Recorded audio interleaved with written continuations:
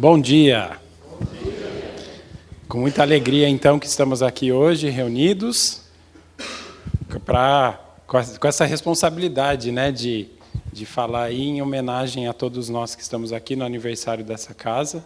Não sabia disso, né, mas é uma alegria poder estar compartilhando desses anos aqui e estarmos todos juntos.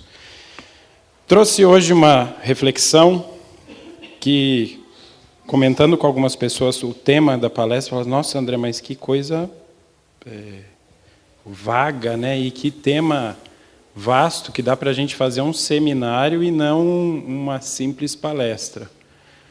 Porém, meus irmãos, o foco maior é pegar alguns pontos relacionados à fé, uns momentos que a gente pare aqui para pensar o que é realmente a fé, o que nós estamos fazendo aqui, se a gente já parou para fazer isso, ou a gente está na toada da vida e não parou para refletir como anda a nossa fé, como estamos, em que pé estamos, o que precisamos fazer para realinhar essa rota.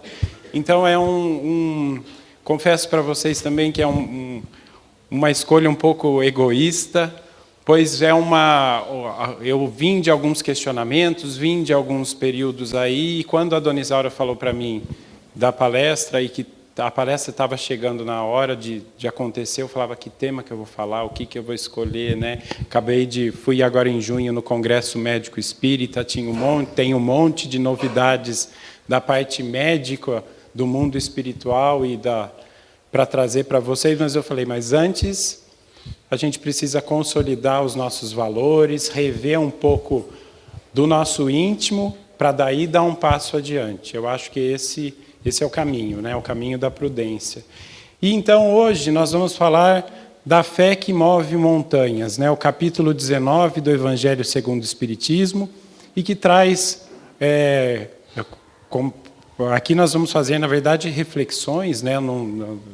Nem me dou ao direito de palestrar sobre esse tema, mas a gente vai trocar um pouquinho de informações e fazer essas reflexões juntos. E aí também, além da questão pessoal, por que de falar desse tema, nós estamos vivendo um momento de muito sofrimento interior, de muita depressão. Nunca se viu tanta gente deprimida no mundo, tanta gente com angústias, né? O índice de suicídio, a gente vê que cada dia aumenta mais. E isso é um pouco da consequência de nós termos nos tornado superficiais, né, e orgulhosos, e desviando a nossa rota do caminho traçado por Jesus. Pois todos sabemos que as leis de Deus, elas estão gravadas na nossa consciência. Então, nós já sabemos o caminho a ser seguido. Jesus veio à Terra, o nosso governador espiritual, mostrar-nos o caminho, deixou o seu evangelho escrito lá por A mais B, o que devemos fazer ainda naquela época, quando estávamos mais ignorantes do que estamos hoje. Contou-nos sobre parábolas, e aí vem o Consolador prometido e traduz as parábolas para a nossa realidade, mostrando para onde a gente tem que ir, mas ainda a gente, às vezes, vacila nestes conhecimentos.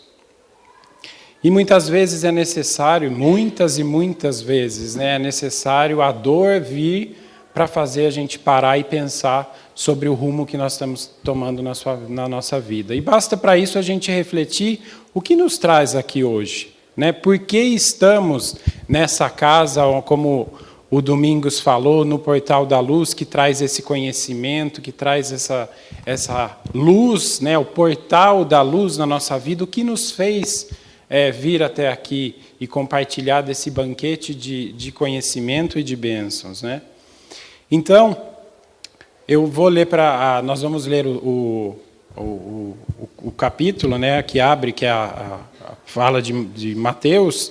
Então, quando ele veio ao encontro do povo, um homem se aproximou e, lançando-se de joelhos a seus pés, disse: Senhor, tem piedade do meu filho, que é lunático e sofre muito, pois cai muitas vezes no fogo e muitas vezes na água.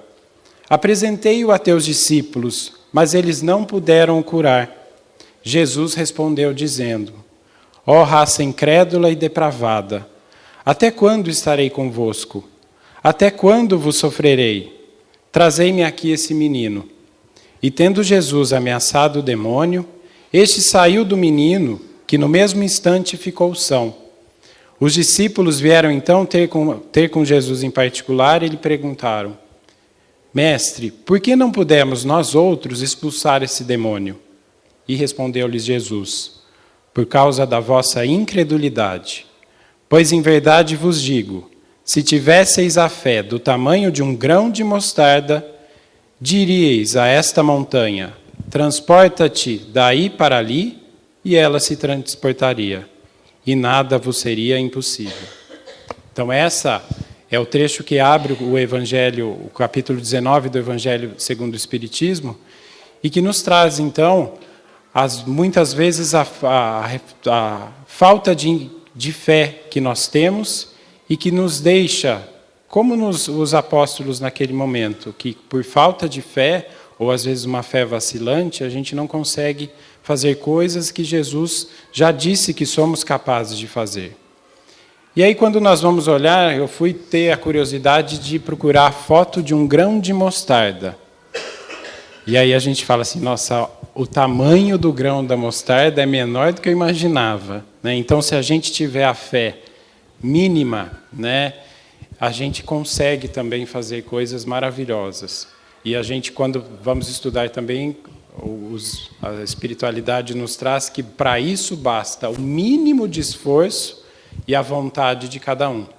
Que também a gente vacila e a gente não coloca, muitas vezes, essa força e essa vontade para ir na direção do caminho certo.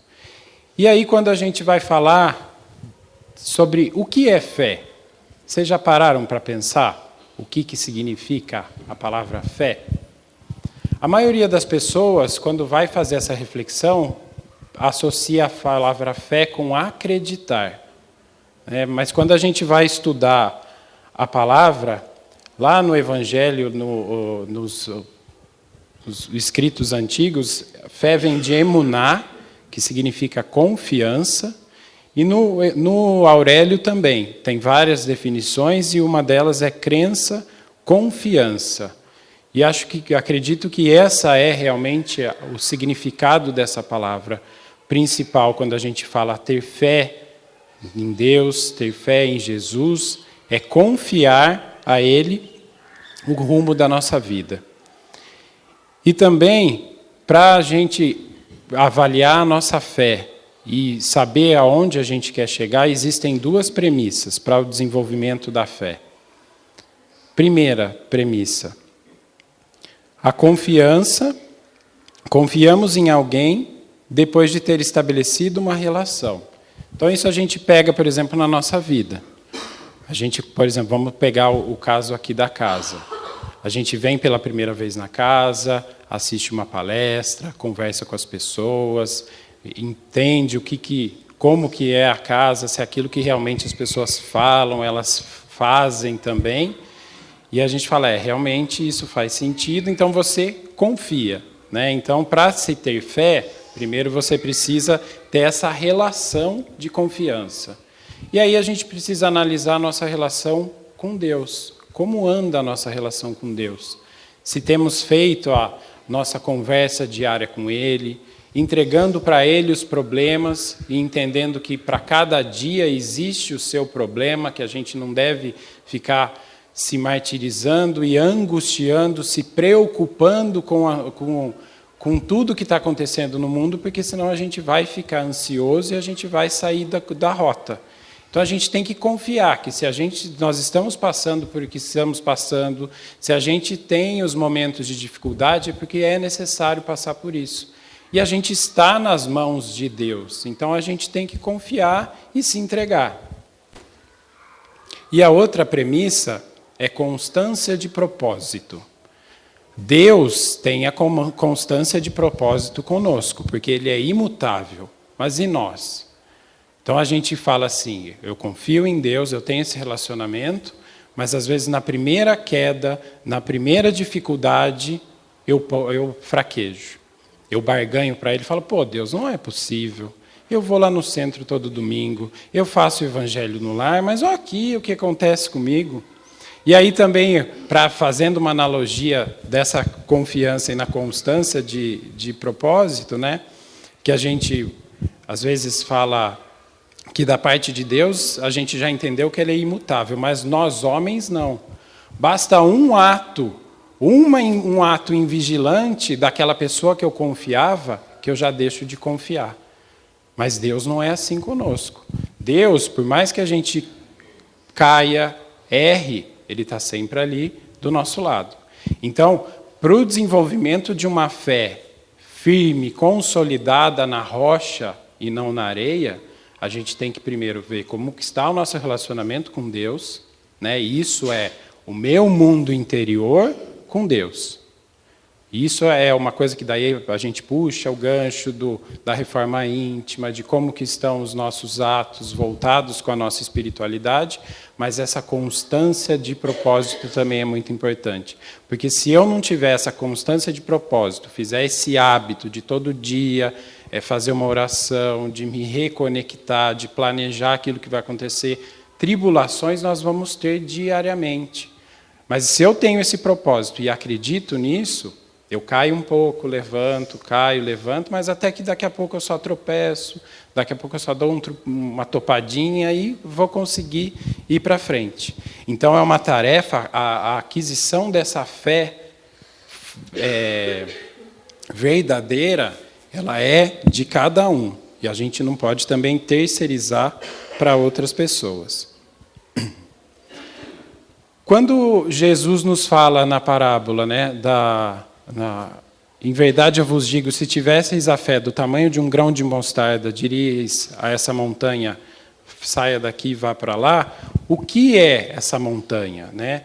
A gente sabe que a confiança nos nossos próprios atos, ela vai fazer com que a gente atue e chegue no objetivo que a gente quer chegar. Mas Jesus, nesse trecho, e com esse exemplo, ele quis nos falar das montanhas das nossas dificuldades morais, né? As nossas dificuldades, a nossa própria má vontade, os preconceitos, os interesses materiais, o egoísmo, a cegueira do fanatismo e as paixões orgulhosas. Então, são essas as montanhas em que cada um de nós temos que transpor. Que com a nossa fé nós conseguimos transpor todas essas dificuldades, essas imperfeições que ainda nós temos. E aí nós temos a chamada fé sincera e a fé vacilante. A fé sincera dá a perseverança, a energia e os recursos necessários para vencer os obstáculos, nas pequenas como nas grandes coisas. Fornece uma espécie de lucidez que permite que se veja em pensamento a meta que se quer chegar a alcançar e os meios de chegar lá, de sorte que aquele que a possui caminha, por assim dizer, em absoluta segurança. Então, esse é o nosso objetivo, atingirmos essa fé sincera. Mas eu, por exemplo, ainda tropeço e caminho ainda na fé vacilante. Não sei, é uma questão mesmo da gente rever os nossos propósitos, pois a fé vacilante dá incerteza e hesitação. Então, acontece alguma coisa, a gente se questiona, a gente se põe em prova, a gente se fica fazendo muitos questionamentos que não havia necessidade de ser feito, porque a gente sabe já o caminho, já sabe o que precisa ser feito. Então, a fé vacilante dá a incerteza e a hesitação de que se aproveitam os adversários que devemos combater. E é a questão também da invigilância. A partir do momento que eu me questiono e eu fico nessa invigilância, eu abro a porta para todo mundo que não quer que eu progrida, me ajuda ainda a engrossar esse caldo e o angu ficar cheio de caroço, né? Aí a gente tem que pegar lá, quem cozinha sabe, a gente às vezes vai bater no liquidificador, né? Vai mexer lá com o fouet lá, e aí o que vem? Vem a dor para que esses grumos se desfaçam, né? Então, os adversários que devemos combater, e essa fé não procura os meios de vencer, porque não acredita que possa vencer.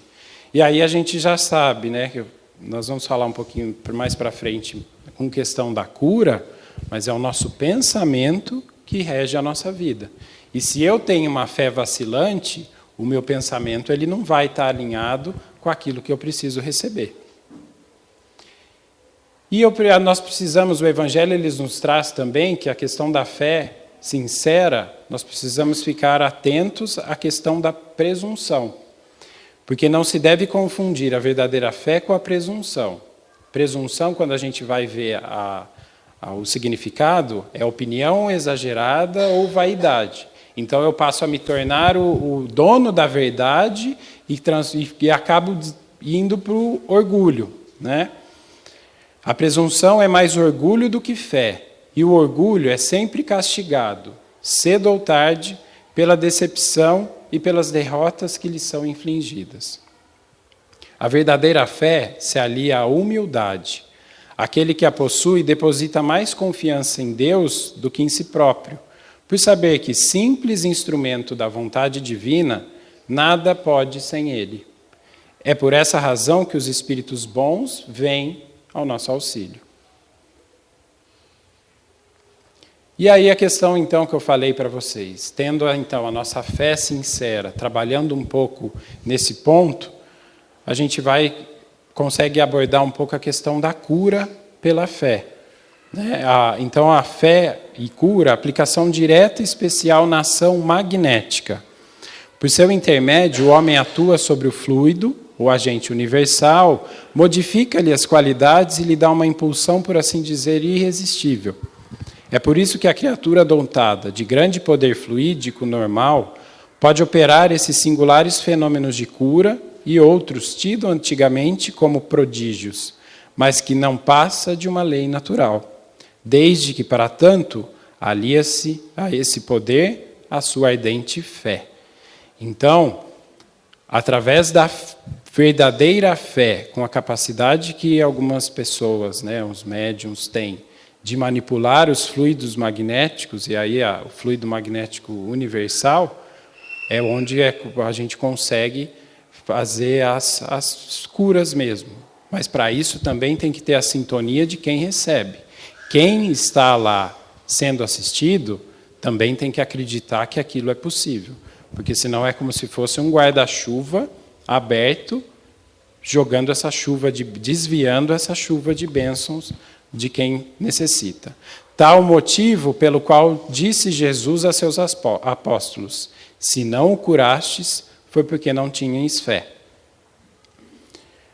Também é muito comum lermos nas mensagens do Evangelho essa expressão, né? A tua fé te curou. Doentes do corpo e da alma, depois do alívio ou da cura, escutam essa frase generosa. É que a vontade e a confiança do homem são poderosos fatores no desenvolvimento e iluminação da vida. O navegante sem rumo e que em nada confia, somente poderá atingir algum ponto em virtude do jogo das forças sobre as quais se equilibra, desconhecendo, porém, de maneira absoluta o que lhe pode acontecer. Então, nas questões da cura, da fé e da cura, nós temos que ter a questão da confiança e a vontade. Então, se estamos dispostos a, por exemplo, vir fazer um tratamento espiritual, o primeiro passo é ter a vontade de estar no tratamento espiritual. Vir simplesmente porque alguém falou, vai que é bom, ótimo, é bom, de qualquer maneira vai ser bom. Né? Você vai ter contato com pessoas boas, você vai ter contato com palavras e mensagens boas, mas aquilo primeiro tem que estar ressoando dentro de você, que a sua vontade fez você vir até aqui para que você obtenha o resultado. É lógico, às vezes por merecimento, você vai, às vezes inconscientemente, vai receber as bênçãos necessárias, mas é necessário também esse despertamento pessoal. O enfermo, descrente da ação de todos os remédios, é o primeiro a trabalhar contra a própria segurança. Isso a gente vê, por exemplo, na minha área, né, como médico. Um paciente, às vezes, se ele não está conectado com o seu tratamento, entende qual o objetivo do tratamento, entende o que é aquele remédio, o que aquele remédio vai fazer no seu corpo. Muitas vezes a gente sabe. A gente dá o remédio, ele nem sabe o que é aquilo, dependendo da patologia, aquilo vai funcionar. Porém, se o paciente está conectado com a sua doença e entende o porquê ele está tomando, qual é o efeito colateral, qual é o benefício e acredita naquele tratamento, a eficácia acaba sendo muito maior.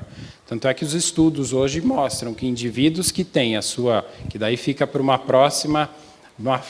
próximo encontro, né? Mais do que nunca, a ciência tem provado isso, que indivíduos que têm a sua espiritualidade desenvolvida, que ela tem a sua referência, tem o seu propósito e tem essa ligação com Deus, a eficácia do tratamento é maior do que naqueles indivíduos que não têm a sua espiritualidade. E aí depois a gente entra a fundo nisso.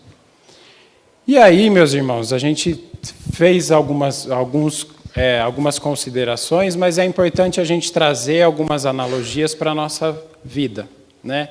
Eu estava, antes até foi as coincidências da vida, né? O senhor Anésio estava falando aqui o quanto gosta da natureza, e eu também, e uma das analogias que eu trouxe é realmente isso.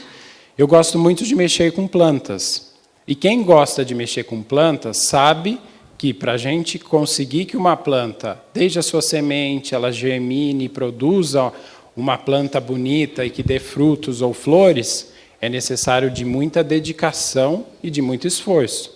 Não basta simplesmente eu ir lá, colocar a muda ou colocar a semente e deixar que o tempo faça a sua parte. Muitas vezes ela vai fazer, se for uma semente já de uma planta que ela tem esse perfil de sozinho ela cresce, mas aqui, como a gente está fazendo essa analogia com a fé sincera, é aquela em que a gente primeiro vai preparar o terreno do nosso coração para que ela receba essa semente fértil, para que daí a árvore da fé viva, ela cresça, renasça e frutifique dentro de nós.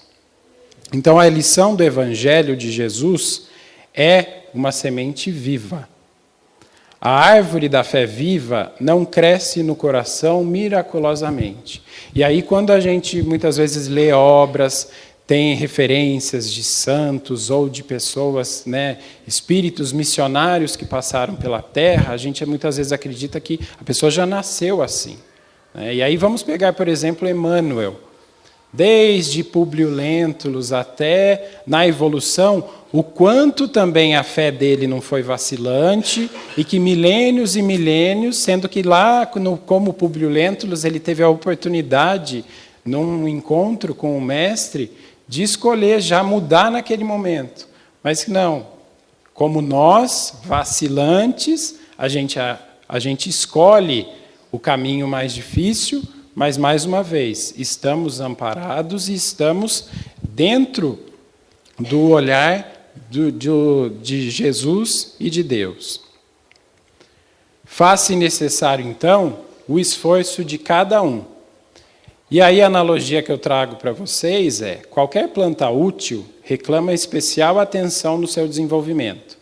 Então, desde o preparo do solo, da terra, da questão da adubação, a questão da proteção, então, é necessário estacar essa planta para que ela cresça no seu caminho certo. E então, fazemos a analogia aqui, por exemplo, das nossas sementinhas e plantas que estão na evangelização infantil.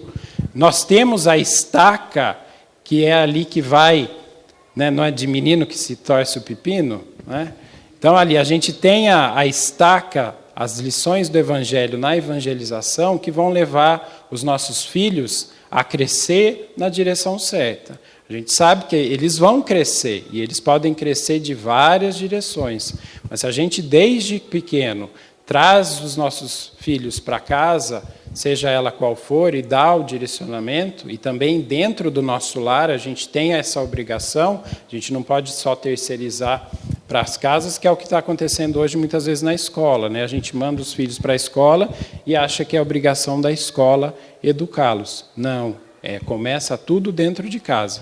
Então, essa questão das estacadas, né, de proteger, o auxílio, então, os adubos necessários, né, e a questão da defesa, da vigilância.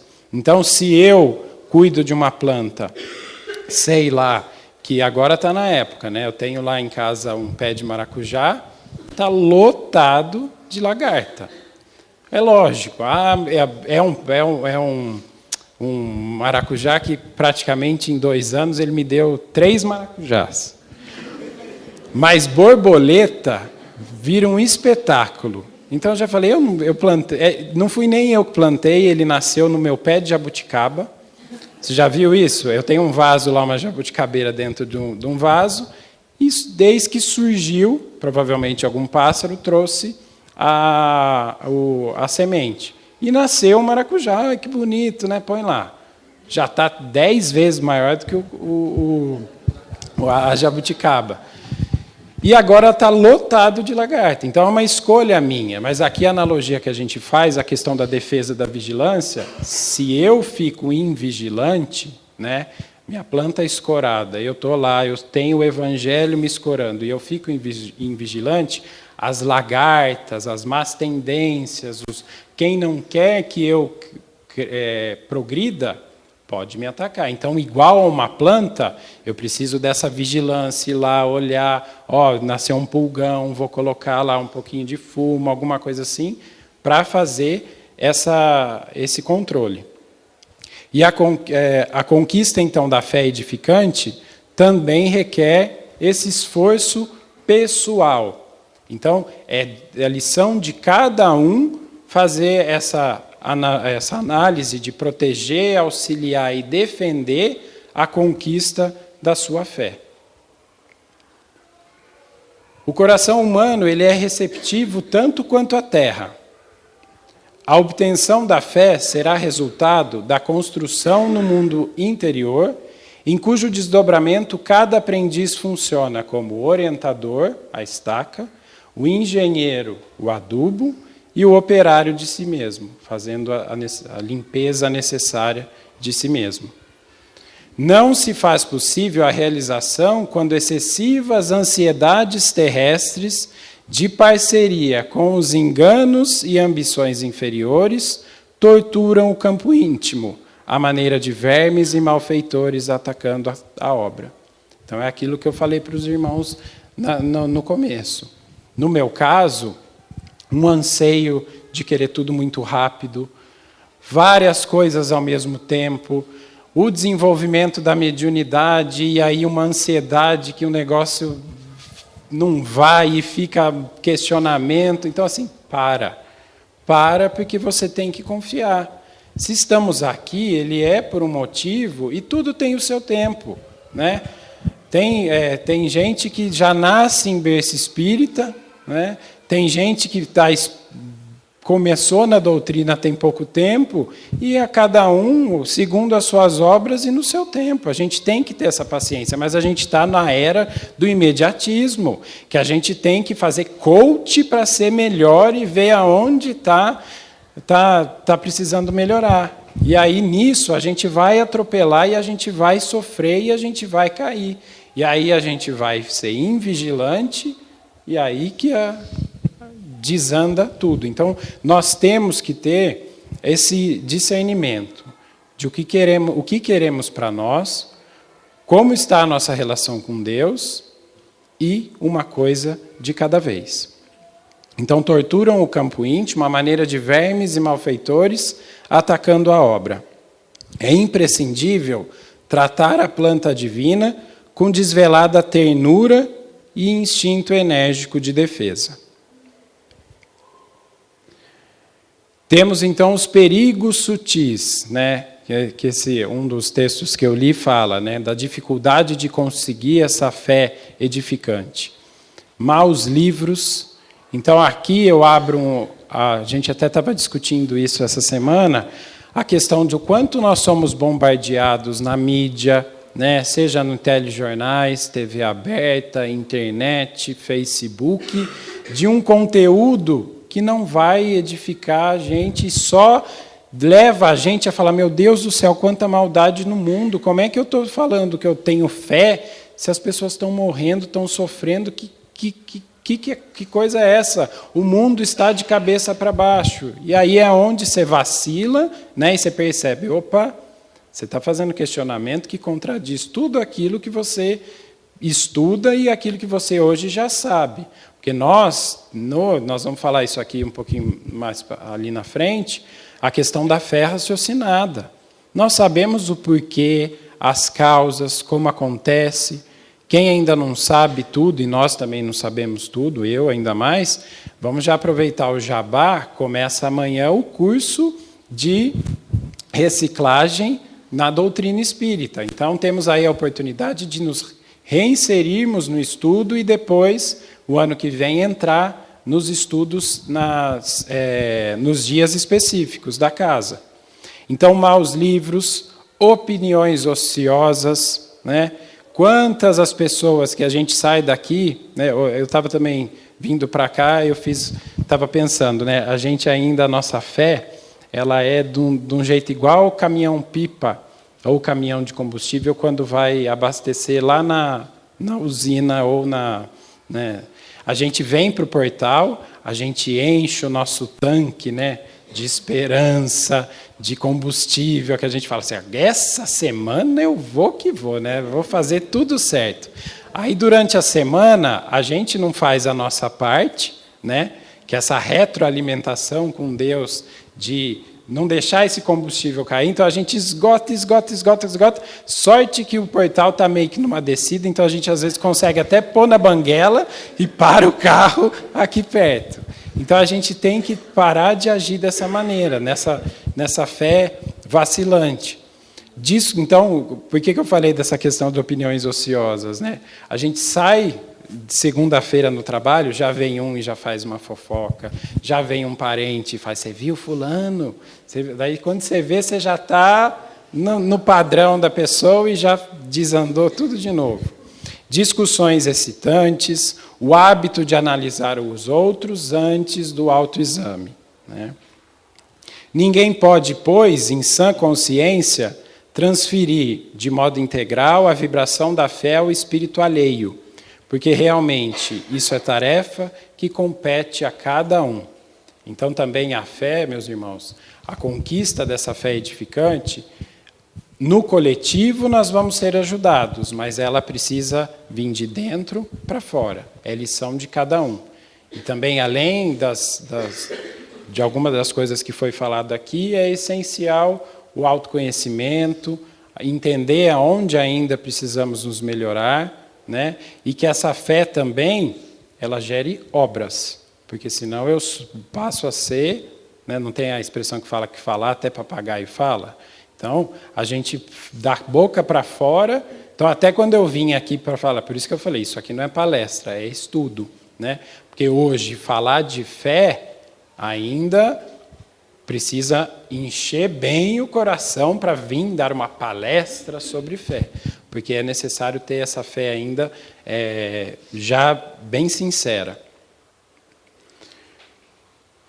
É necessário, assim, alterar a paisagem da nossa vida íntima para que a fé viva, nasça e se desenvolva em nossos destinos por gradativo investimento da força transformadora e criativa, dotando-nos de abençoadas energias para as nossas realizações de ordem superior.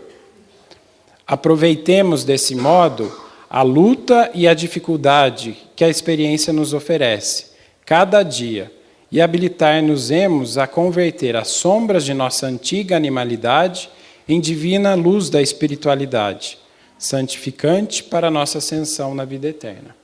Isso está na revista Reformador.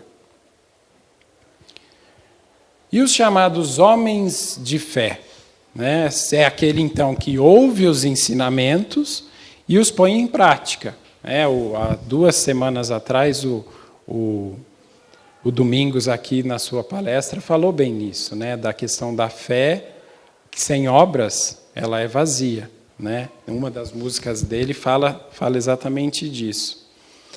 E a fé com obras é, então, esse esforço diário que nós temos que ter para que isso se torne, lá como a gente falou lá no começo, daquele propósito, aquela ligação e aquela constância do nosso relacionamento com Deus.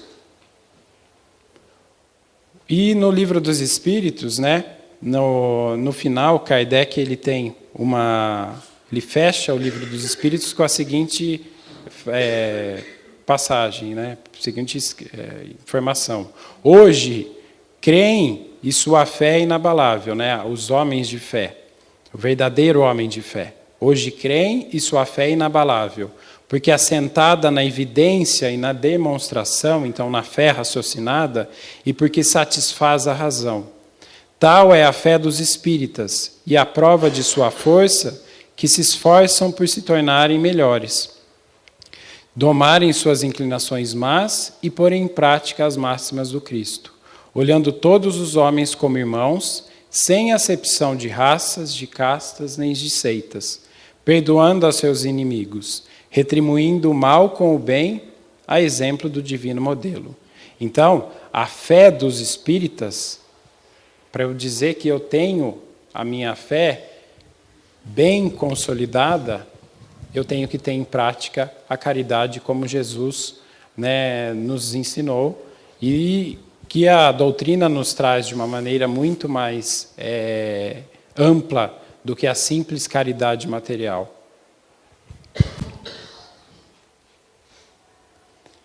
Então, com a verdadeira fé conquistada no nosso coração, teremos o solo fértil para o grão de mostarda germinar e produzir, então, o que? A árvore do Evangelho em nossas vidas. Pois Jesus nos disse: tenho-vos dito estas coisas, para que em mim tenhais paz. No mundo tereis tribulações, mas tende bom ânimo, eu venci o mundo. E é com essas palavras de Jesus, que constam no Evangelho de João, que eu agradeço a paciência de todos e que tenhamos o exercício diário de transformar a nossa fé, muitas vezes vacilante, nessa fé sincera e que vai fazer de nós, que consigamos fazer florescer no nosso coração o reino de Deus. Um bom domingo a todos. Muito obrigado.